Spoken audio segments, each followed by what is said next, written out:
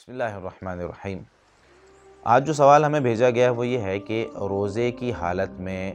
مسواک کرنا یا دانتوں میں برش استعمال کرنا، پیسٹ استعمال کرنا یہ صحیح ہے یا نہیں۔ دیکھیں، کوئی بھی چیز روزے کی حالت میں اگر وہ ہمارے جسم کے اندر چلی جائے، یعنی اگر وہ بطور غذا ہم استعمال کریں، کھانے پینے کے استعمال کریں، کوئی بھی چیز ہو جو ہمارے جسم کے اندر چلی جاتی ہے، اس سے روزہ ٹوٹ جاتا ہے۔ لیکن اگر وہ ہمارے منہ میں رہتی ہے، جیسا کہ پانی ہے وہ ہمارے منہ میں رہتا ہے، اسی طریقے سے ہم مسواک کرتے ہیں، اس کا ذائقہ ہوتا ہے، وہ ہمارے منہ میں رہتا ہے، تو وہ ہم استعمال کر سکتے ہیں، برش یا پیسٹ ہم کر سکتے ہیں۔ اس کی دلیل کیا ہے؟ مصنف ابن ابی شیبہ کے اندر جلد نمبر 2 صفحہ 304 پر سیدنا عبداللہ بن عباس رضی اللہ تعالیٰ عنہ کا قول موجود ہے، جس کو شیخ البانی رحمۃ اللہ علیہ نے حسن قرار دیا ہے، الارواء میں 937 نمبر پر۔ وہ فرماتے ہیں لا بأس ان یذوق الخل او الشیء،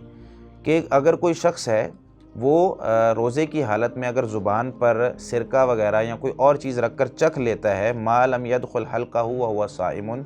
تو جب تک اس کے حلق تک نہیں پہنچتا روزے کی حالت میں، تو اس کے روزے کو کوئی مسئلہ نہیں ہے، کوئی حرج نہیں ہے۔ تو اگر ہم منہ میں کوئی چیز رکھتے ہیں، تو مثال کے طور پر اگر کوئی شخص ہے جس کو دل کا دورہ پڑتا ہے یا کوئی اس طرح کی بیماری ہے، تو اس کی زبان کے نیچے گولیاں رکھی جاتی ہیں، اس سے بھی روزے میں فرق نہیں پڑتا۔ اب کچھ لوگ یہ کہیں گے جی پھر ہم لوگ جو ہے وہ نشے کی کچھ چیزیں ملتی ہیں، نسوار وغیرہ یا کوئی اس طرح کی چیزیں، وہ بھی تو ہم منہ میں رکھتے ہیں۔ میرے بھائی وہ تو ویسے ہی حرام ہے، نشہ کرنا ویسے ہی حرام ہے۔